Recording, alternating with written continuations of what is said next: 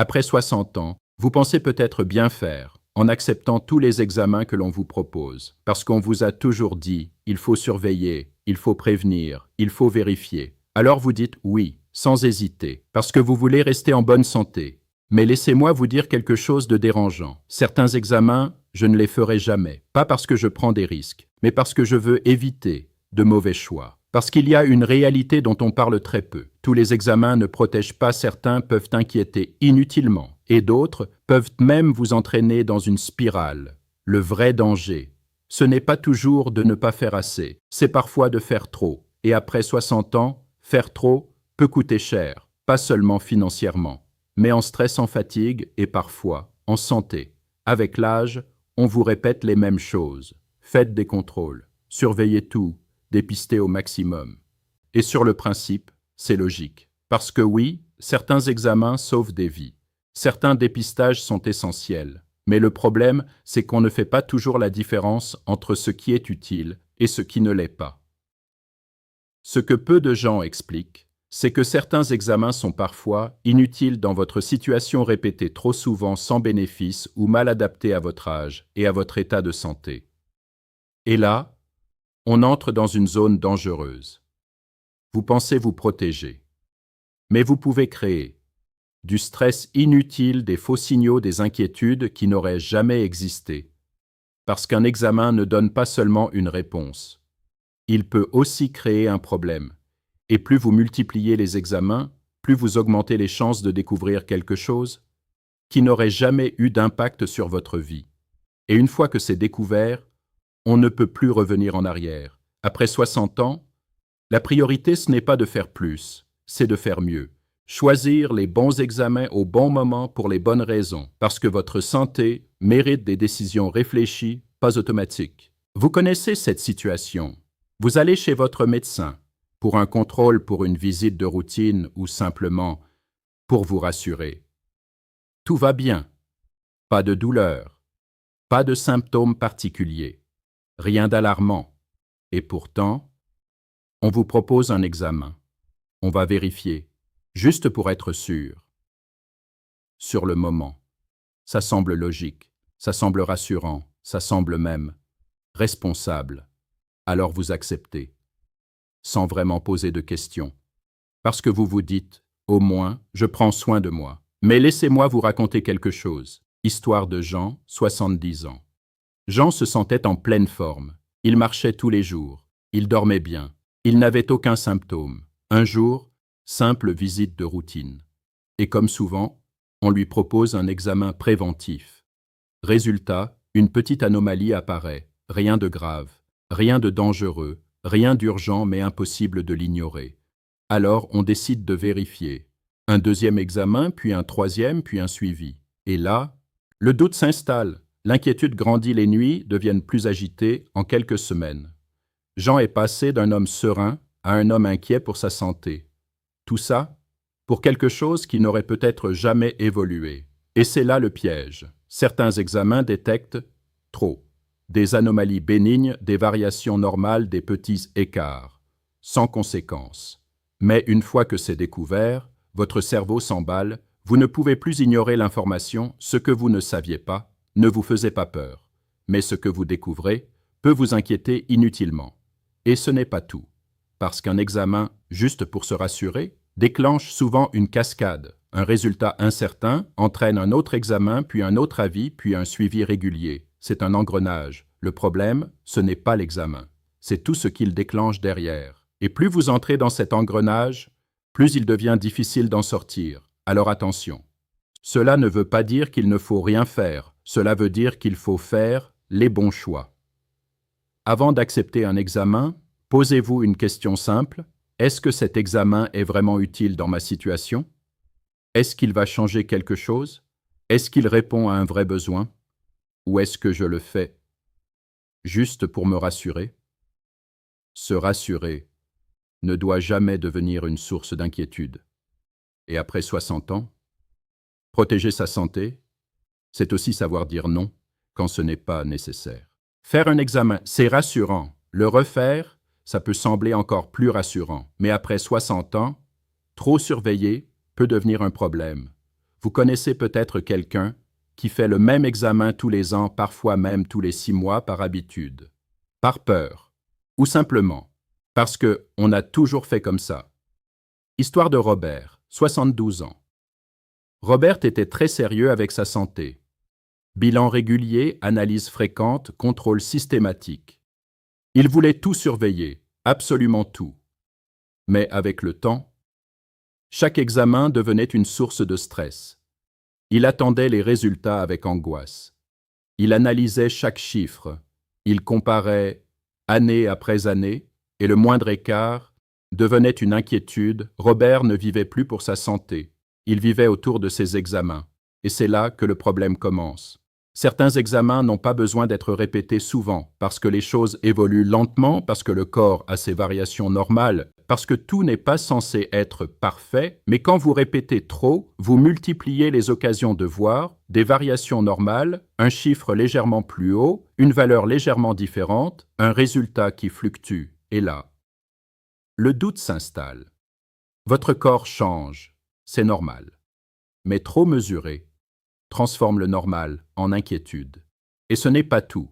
Plus vous faites d'examens, plus vous augmentez les probabilités de tomber sur un résultat limite, ni vraiment normal, ni vraiment inquiétant, mais suffisant pour déclencher, nouveau rendez-vous, une nouvelle anxiété. À force de surveiller, vous créez des problèmes qui n'existaient pas. Et le plus ironique dans tout ça, c'est que vous pensiez vous protéger. Mais en réalité, vous fatiguez votre esprit, vous alimentez vos peurs et vous perdez en sérénité. Alors, attention. Cela ne veut pas dire qu'il ne faut pas surveiller, cela veut dire qu'il faut surveiller intelligemment au bon rythme pour les bonnes raisons, avec un vrai objectif. Avant de refaire un examen, posez-vous une question essentielle. Est-ce que le refaire maintenant va vraiment m'apporter quelque chose? Est-ce que ça va changer une décision? Est-ce que c'est médicalement justifié ou est-ce que je le fais par habitude? Se surveiller? Oui, mais se surveiller? Non. Après 60 ans, la santé ne se construit pas dans l'excès de contrôle, mais dans l'équilibre. Certains examens ne sont pas de simples contrôles, de simples mesures. Ce sont des examens invasifs, des examens qui impliquent une intervention dans le corps, une préparation particulière, parfois une anesthésie, et après 60 ans, cela change tout. Parce que le corps récupère moins vite, réagit différemment, devient plus sensible. Ce qui est léger à 30 ans peut devenir lourd à 60. Histoire de Michel, 68 ans.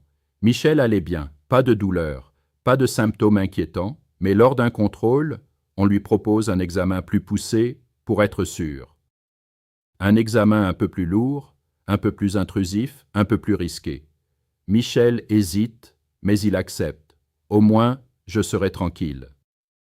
Résultat, l'examen se passe, mais pas sans difficulté, récupération lente, fatigue importante, stress inutile, et surtout, aucun problème sérieux détecté. Beaucoup de contraintes pour aucun bénéfice réel.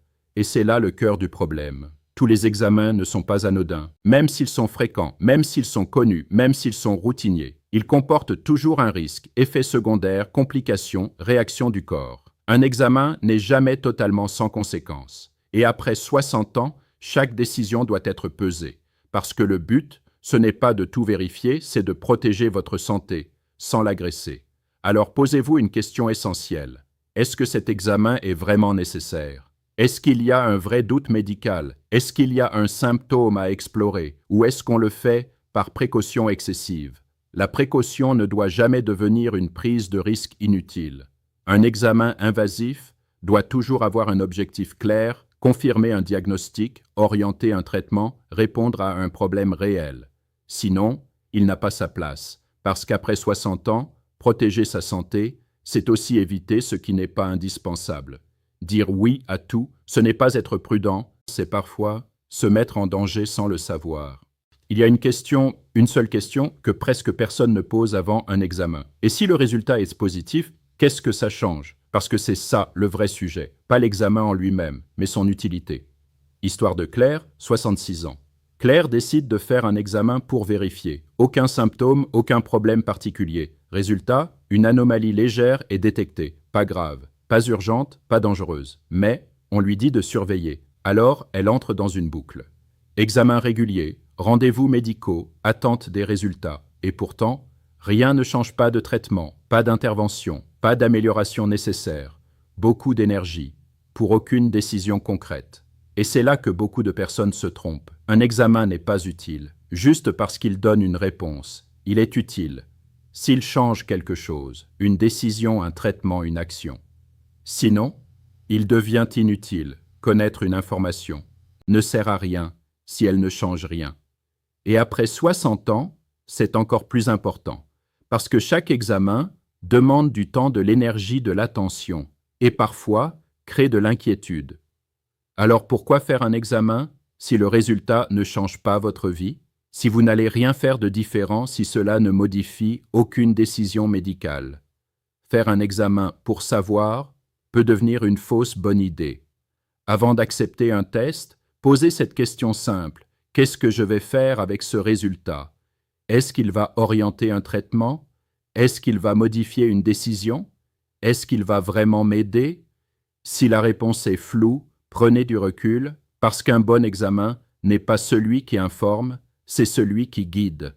Après 60 ans, votre énergie est précieuse, votre sérénité aussi, alors chaque décision compte, et votre santé mérite mieux que des examens qui ne changent rien. Il y a une seule question, que presque personne ne pose avant un examen. Et si le résultat est positif, qu'est-ce que ça change? Parce que c'est ça, le vrai sujet. Pose. Pas l'examen en lui-même, mais son utilité. Histoire de Claire, 66 ans. Claire décide de faire un examen pour vérifier. Aucun symptôme, aucun problème particulier. Résultat, une anomalie légère est détectée. Pas grave, pas urgente, pas dangereuse. Mais on lui dit de surveiller. Alors, elle entre dans une boucle. Examen régulier, rendez-vous médicaux, attente des résultats, et pourtant, rien ne change, pas de traitement, pas d'intervention, pas d'amélioration nécessaire. Beaucoup d'énergie, pour aucune décision concrète, et c'est là que beaucoup de personnes se trompent. Un examen n'est pas utile, juste parce qu'il donne une réponse. Il est utile s'il change quelque chose. Une décision, un traitement, une action. Sinon, il devient inutile. Connaître une information ne sert à rien si elle ne change rien. Et après 60 ans, c'est encore plus important, parce que chaque examen demande du temps, de l'énergie, de l'attention, et parfois crée de l'inquiétude. Alors pourquoi faire un examen si le résultat ne change pas votre vie, si vous n'allez rien faire de différent, si cela ne modifie aucune décision médicale? Faire un examen pour savoir peut devenir une fausse bonne idée. Avant d'accepter un test, posez cette question simple. Qu'est-ce que je vais faire avec ce résultat? Est-ce qu'il va orienter un traitement? Est-ce qu'il va modifier une décision? Est-ce qu'il va vraiment m'aider? Si la réponse est floue, prenez du recul, parce qu'un bon examen n'est pas celui qui informe, c'est celui qui guide. Après 60 ans, votre énergie est précieuse, votre sérénité aussi. Alors chaque décision compte, et votre santé mérite mieux que des examens qui ne changent rien. Ce qu'il faut retenir, ce n'est pas qu'il faut éviter les examens, c'est qu'il faut les choisir. Après 60 ans, votre santé devient plus précieuse que jamais, mais elle devient aussi plus sensible, plus complexe, plus exigeante, et dans ce contexte, chaque décision compte. Parce que faire un examen inutile, ce n'est pas neutre. C'est du stress, du temps, de l'énergie parfois, des risques, et surtout, c'est une décision qui n'était peut-être pas nécessaire. On vous a appris à faire confiance, aux protocoles, aux habitudes, aux automatismes. Mais après 60 ans, ce n'est plus suffisant. Votre santé ne doit pas être automatique, elle doit être réfléchie. Dire oui à tout, ce n'est pas être prudent, c'est parfois renoncer à choisir. Et aujourd'hui, vous avez le droit de comprendre, vous avez le droit de questionner, vous avez le droit de décider, parce que votre santé, c'est votre responsabilité. Et parfois, le meilleur choix, c'est de ne pas faire ce qui n'est pas nécessaire. Et maintenant, j'aimerais vous poser une vraie question. Est-ce qu'il vous est déjà arrivé d'accepter un examen sans vraiment comprendre pourquoi, ou pire, d'en faire un que vous avez regretté? Écrivez-le en commentaire. Votre expérience peut aider quelqu'un d'autre à éviter la même situation. Si cette vidéo vous a fait réfléchir, likez-la. Parce que chaque j'aime permet à cette information d'atteindre d'autres personnes qui en ont vraiment besoin. Et abonnez-vous Pas juste pour regarder des vidéos, mais pour apprendre à prendre les bonnes décisions, pour votre santé. Parce qu'aujourd'hui, la vraie force, ce n'est pas de faire plus, c'est de faire mieux. Dans la prochaine vidéo, je vais vous révéler les 3 erreurs médicales les plus fréquentes après 60 ans. Celles que presque tout le monde fait sans s'en rendre compte et surtout, comment les éviter simplement. Parce qu'une seule erreur peut parfois coûter des années de santé. Alors si vous voulez rester en forme, autonome et lucide, abonnez-vous maintenant.